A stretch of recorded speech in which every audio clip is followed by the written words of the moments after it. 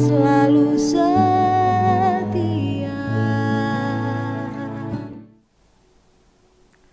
Haleluya, puji Tuhan. Senang sekali berjumpa dengan Bapak Ibu, saudara-saudari dimanapun berada. Kembali lagi bersama saya dalam program Saat Teduh GPDI Mahanaim Tegal. Sebelum kita merenungkan firman Tuhan, terlebih dahulu kita mau berdoa. Mari kita satu dalam doa. Terima kasih Tuhan Yesus buat penyertaan-Mu, kasih-Mu yang begitu nyata di dalam kehidupan kami. Tuhan, saat ini kami mau merenungkan bersama-sama kebenaran firman-Mu. Engkau berkati kami, urapi setiap kami yang mendengar. Biarlah firman Tuhan yang akan kami dengarkan bersama-sama sebentar boleh menjadi kekuatan di dalam kehidupan kami. Terpujilah nama-Mu Tuhan. Inilah yang menjadi doa kami di dalam nama Tuhan Yesus Kristus. Haleluya. Amin. Puji Tuhan. Bapak Ibu yang diberkati oleh Tuhan Yesus Kristus, firman Tuhan pada saat ini yang saya ingin bagikan, yaitu saya memberikan judul yaitu Menghadap Sang Raja.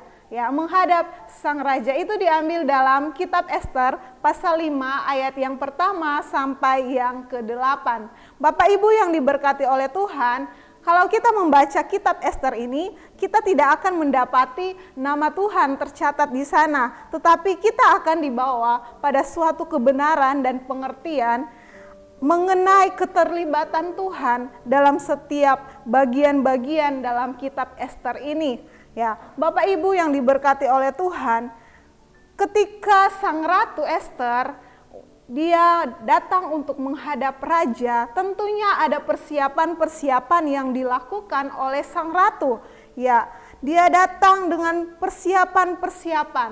Kalau kita melihat dalam Ester pasal 5 ini, Ester membuat persiapan dengan sangat berani ketika dia datang menghadap sang raja. Dan tentunya ada respon yang diberikan oleh sang raja terhadap sang ratu, dan tentunya setiap kedatangan sang ratu kepada raja ada maksud, ada tujuan yang ingin dia sampaikan.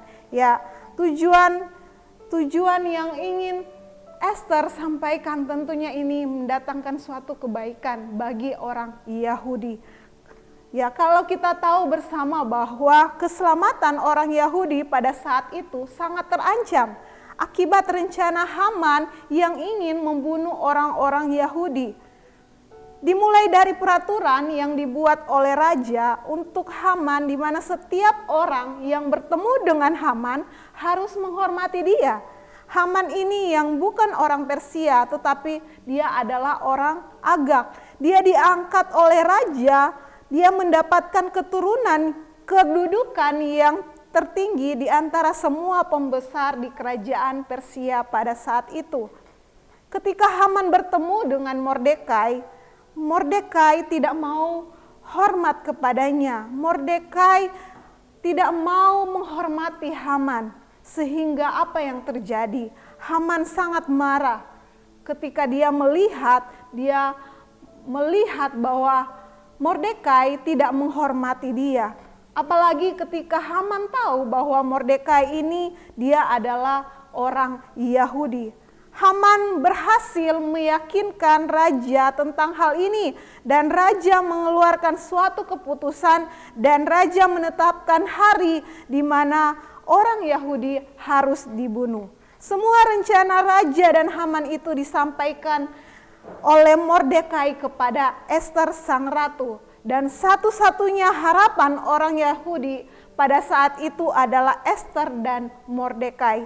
Ester dan Mordekai menyusun rencana untuk mengakui identitas mereka dan membalikkan semua peraturan yang dibuat oleh raja. Ester tahu untuk menghadap raja tidaklah sangat mudah ya. Peraturan Persia pada saat itu, siapa saja yang menghadap raja dengan tidak dipanggil akan mendapat hukuman mati. Tetapi kita melihat bahwa suatu keyakinan dari Mordekai, di mana sekalipun Ester tetap diam, pembebasan terhadap orang-orang Yahudi pada saat itu akan datang dari pihak lain. Mordekai mengatakan siapa tahu dengan situasi seperti ini Ester boleh mendapatkan kedudukan sebagai ratu. Dan mendengar hal itu, Ester mengajak orang-orang Yahudi yang ada di Susan pada saat itu untuk ikut berpuasa bersama dengan dia selama 3 hari. Bapak Ibu yang diberkati oleh Tuhan, kita melihat bagaimana Ester dengan penuh keberanian dan rela mengorbankan nyawanya. Dia datang untuk menghadap Raja Ahasuerus. Ratu Ester siap dengan segala resiko yang akan dia ambil karena bertemu dengan raja pada saat itu merupakan suatu peraturan yang sangat bertentangan. Kalau kita melihat di dalam pasal-pasal sebelumnya, Ester mengatakan bahwa kalau terpaksa aku mati, biarlah aku mati. Ini merupakan sikap Ester ini seperti gereja Tuhan yang datang di hadapan Tuhan, yang memiliki sikap yang rela berkorban, tidak mementingkan keselamatan diri sendiri, tetapi juga mementingkan keselamatan orang lain. Ratu Ester membuat persiapan untuk menghadap raja. Begitupun dengan kita, ketika kita menghadap Tuhan sebagai raja di atas segala raja, tentunya kita memerlukan persiapan. Dan kita akan melihat persiapan apa yang dilakukan oleh Ratu Ester dalam menghadap Raja Ahasuerus. Yang pertama kita belajar, yang pertama yaitu ketika dia datang mengenakan pakaian ratunya. Ya, tentunya kalau kita melihat dia membuat persiapan ya, dia membuat persiapan yang begitu ingin menggugah hati sang raja. Dia datang dengan pakaian kemuliaannya. Artinya di sini Ratu Ester membuat persiapan ya. Dia datang dengan kesiapan hatinya yang murni, kesiapan hatinya yang tulus untuk datang menghadap raja ya. Kalau kita membaca di dalam Ibrani 10 ayat yang ke-22, di sana dikatakan, karena itu marilah kita menghadap Allah dengan hati yang tulus ikhlas dan keyakinan iman yang teguh, oleh karena hati kita telah dibersihkan dari hati nurani yang jahat dan tubuh kita telah dibasuh dengan air yang murni. Ya, jelas di sana dikatakan bagaimana ketika kita menghadap Tuhan, kita harus menghadap dengan hati yang tulus ikhlas, hati yang penuh dengan keyakinan yang teguh, dan tentunya hati yang bersih, hati yang murni, hati yang jauh dari kejahatan.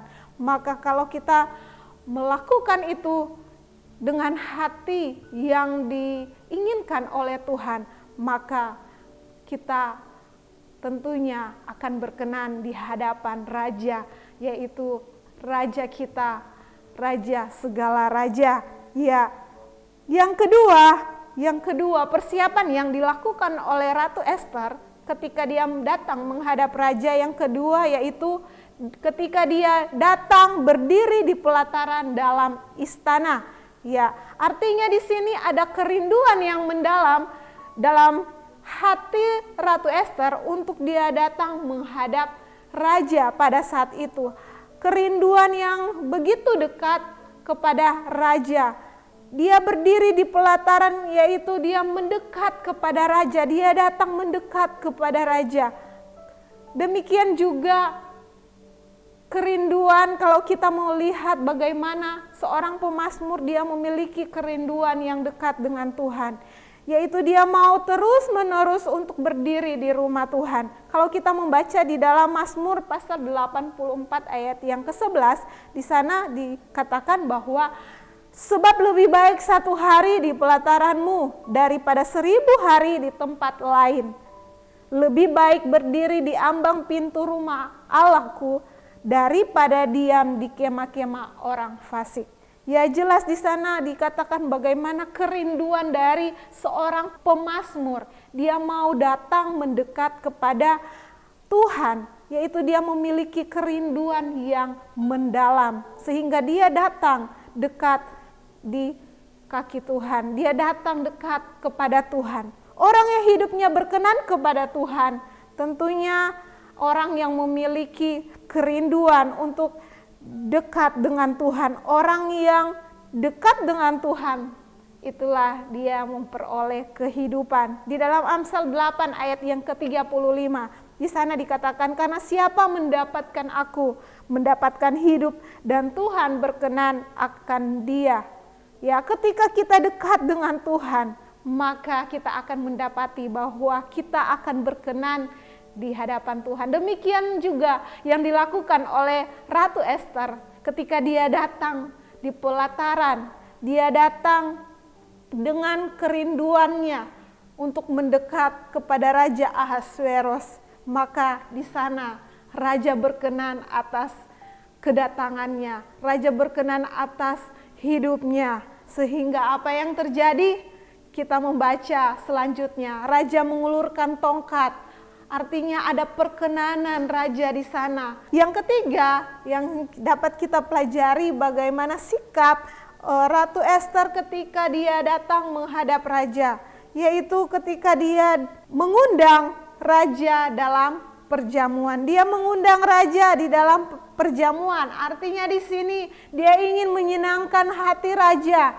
Dia ingin supaya raja berkenan, raja mendengar apa yang dia ingin sampaikan. Ya, kalau kita membaca di dalam Matius 6 ayat yang ke-9, di sana bagaimana seorang yang menyenangkan hati raja, tentunya ada yang dia lakukan. Ya, Bapak Ibu yang diberkati oleh Tuhan, tujuan daripada Ratu Ester ini untuk mengundang Raja Ahasveros, tentunya dia ingin supaya dia dapat menikmati bersama dengan raja di dalam perjamuan yang akan dia adakan.